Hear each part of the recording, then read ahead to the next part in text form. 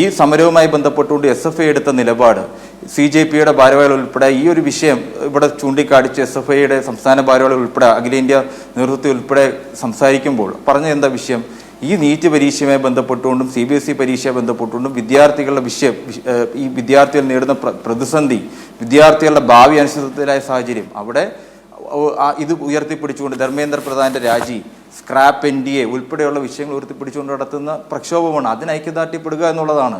അതിപ്പോൾ CJP എന്ന platform നടത്തിയ സമരം മാത്രമല്ല, രാജ്യത്തെ ഏത് വിദ്യാർത്ഥി സംഘടനയാണെങ്കിലും വിദ്യാർത്ഥികൾക്ക് വേണ്ടി, രാജ്യത്തെ വിദ്യാഭ്യാസ മേഖലയെ സംരക്ഷിക്കുന്നതിന് വേണ്ടി ഇവർ നടത്തുന്ന കൊള്ളയെ, രാജ്യത്തെ വിദ്യാഭ്യാസ മേഖലയെ തകർക്കുന്ന നിലപാടുമായി അവർ മുന്നോട്ട്, കേന്ദ്ര സർക്കാർ, BJP സർക്കാർ സംഘപരിവാർ അജണ്ടയെ മുന്നോട്ട് പോകുമ്പോൾ അതിനെതിരെ പ്രതിരോധം തീർക്കുന്ന, പ്രതിഷേധിക്കുന്ന എല്ലാവരുമായി ചേർന്നുകൊണ്ട് യോജിച്ചുകൊണ്ട് സമരം നടത്തുക, അതോടൊപ്പം തന്നെ വിദ്യാർത്ഥികൾ അവകാശങ്ങൾക്ക് വേണ്ടി പോരാടുക എന്നുള്ളത് തന്നെയാണ് നമ്മൾ ഇതുമായി ബന്ധപ്പെടുന്നത്. അതിൻ്റെ ഭാഗമായിട്ടാണ് SFIയുടെ ചുമതലപ്പെടുത്തിയ പ്രകാരം SFIയുടെ അഖിലേന്ത്യാ ജോയിന്റ് സെക്രട്ടറി ঐശി ഘോഷ് ഉൾപ്പെടെ ആ സമരത്തെ പങ്കെടുത്ത് അഭിവാദ്യം ചെയ്ത് സംസാരിക്കുന്ന സ്ഥിതി ഉണ്ടായത്. കാരണം രാജ്യത്തെ വിദ്യാർത്ഥികളുടെ ഭാവി അനിശ്ചിതത്തിലായിരിക്കുകയാണ്, വിദ്യാർത്ഥികളെ വെല്ലുവിളിക്കുകയാണ്. ഇതിപ്പോൾ ആദ്യമായി നടന്നൊരു സംഭവം അല്ലല്ലോ. ഇതിപ്പോൾ ഈ ആദ്യമായി ഒരു പരീക്ഷ നടക്കല്ലേ, 2017 NDA സ്ഥാപിച്ചതിന് ശേഷം, നാഷണൽ ടെസ്റ്റിംഗ് ഏജൻസി എന്ന് പറഞ്ഞ് സ്ഥാപിച്ചതിന് ശേഷം അതൊരു നാഷണൽ ടോർച്ചറിങ് ഏജൻസിയായി മാറിക്കൊണ്ടിരിക്കുന്നേ കാണുന്നത്. 89 തവണ പരീക്ഷ പേപ്പർ ചോർന്നു. എന്നിട്ട് ഇത്രയും ലാഘവത്തോടു കൂടി പറയുകയാണ്, ഇത് ഞങ്ങളിപ്പോൾ പരിഹരിക്കാം. എന്നിട്ട് ഈ ചർച്ചയിൽ പറഞ്ഞ ബഹുമാനപ്പെട്ട ശ്രീ അനുരാജ് തന്നെ പറയുന്നു, പ്രധാനമന്ത്രി ഇടപെട്ടു, പട്ടാളത്തെയും നേവിയെയും ചുമതലപ്പെടുത്തിയിട്ടുണ്ട് പരീക്ഷ നടത്താൻ. അതായത് അവർ തന്നെ പറയുകയാണ് ഇന്ത്യയിലെ വിദ്യാഭ്യാസ മന്ത്രി പരാജയമാണ്. എന്നിട്ട് അദ്ദേഹം പറയുന്നത് എന്തിനാണ്, അതായത് പ്രധാനമന്ത്രി വിദ്യാഭ്യാസ മന്ത്രിയും തന്നെ പറഞ്ഞു ഞങ്ങൾക്ക് അതിന് കപ്പാസിറ്റി ഇല്ല, ഈ പരീക്ഷ നടത്താനുള്ള സംവിധാനം ഇന്ത്യയിലെ വിദ്യാഭ്യാസ സമ്പ്രദായത്തിനില്ല, NDAക്കില്ല എന്ന് അവർ തന്നെ പറയുന്നു.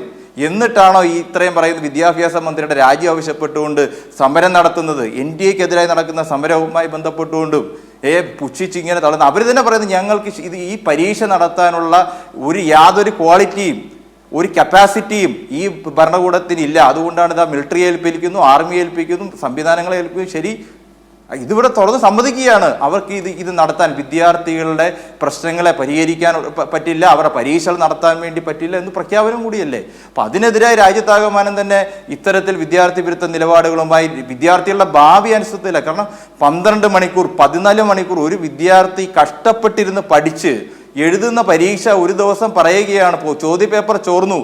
ആരാ ചോർത്തിയത്? ഇതിൻ്റെ CBI അന്വേഷണവുമായി ബന്ധപ്പെട്ടുകൊണ്ട് CBI ആരാ അറസ്റ്റ് ചെയ്തത്? BJPയുടെ ഭാഗമായി നിൽക്കുന്നവരെയല്ലേ, യുവമോർച്ചയുടെ ഭാഗമായി നിൽക്കുന്നവരെയല്ലേ? അതായത് അതും ഈ ഒരു തവണയല്ല, 2024 സമാനമായ സംഭവം ഉണ്ടായപ്പോൾ അവിടെയും അന്വേഷണം ചെന്നെത്തിയത് BJPയുടെ നേതാക്കന്മാരിലും BJP ഭാഗമായി നിൽക്കുന്ന ആളുകളിലും ആണ് നിൽക്കുന്നത്. അതായത് ഈ പ്രശ്നത്തിന് കാരണം എന്താ? ഈ ഭരണ സംവിധാനമാണ് പരാജയപ്പെട്ട, വിദ്യാർത്ഥി വിരുദ്ധമായ, യുവജന വിരുദ്ധമായ നയങ്ങളുമായി മുന്നോട്ട് പോകുന്ന ഇവിടുത്തെ ഭരണത്തിന്റെ പരാജയമാണ് ഇതിനെല്ലാം കാരണം. പക്ഷേ ഈ കൂട്ടായ്മയെ ഏത് രീതിയിലാണ് ഇപ്പോൾ BJP സർക്കാർ അല്ലെങ്കിൽ വലത് നിരീക്ഷകർക്ക് ഇതിനെ എങ്ങനെയാണ് കാണുന്നത് എന്ന് താങ്കൾ കണ്ടല്ലോ. അനുരാജ് പറഞ്ഞ ചില വാക്കുകൾ താങ്കൾ കേട്ടല്ലോ. JNU ഇടത് ഇസ്ലാമിക കൂട്ടായ്മ എന്നൊക്കെയുള്ള വാക്കുകൾ താങ്കൾ, അതിനെയൊക്കെ നിങ്ങൾ എങ്ങനെയാണ് കാണുന്നത്? അത് ഈ കൂട്ടായ്മ,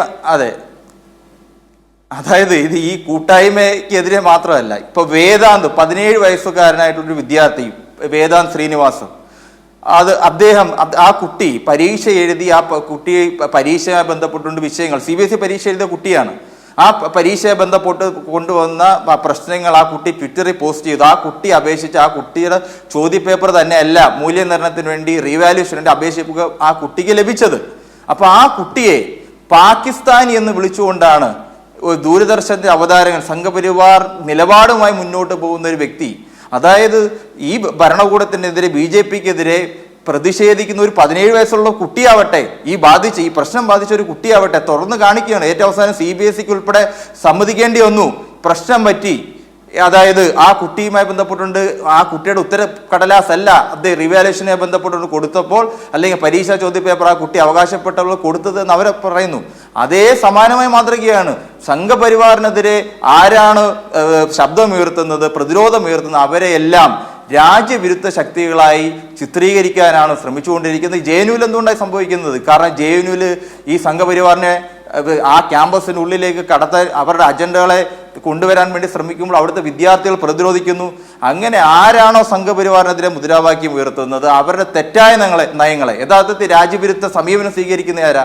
കോടിക്കണക്കിന് വരുന്ന വിദ്യാർത്ഥികളുടെ ജീവിതം അനിശ്ചിതത്വത്തിലാക്കിയ, അതോടൊപ്പം തന്നെ കോടിക്കണക്കിന് വരുന്ന യുവജനങ്ങളുടെ ജീവിതത്തെ അനിശ്ചിതത്വത്തിലാക്കിയ, രാജ്യത്തെ ജനങ്ങളുടെ ജീവിതത്തെ ആകാൻ തന്നെ ആശങ്കയോടുകൂടി തള്ളി നീക്കിയ, അത്തരത്തിലുള്ള ക്രൈസിസിലേക്ക് തള്ളി നീക്കിയ യഥാർത്ഥത്തിൽ രാജ്യവിരുദ്ധ സമീപനം സ്വീകരിക്കുന്ന ആരാണ്?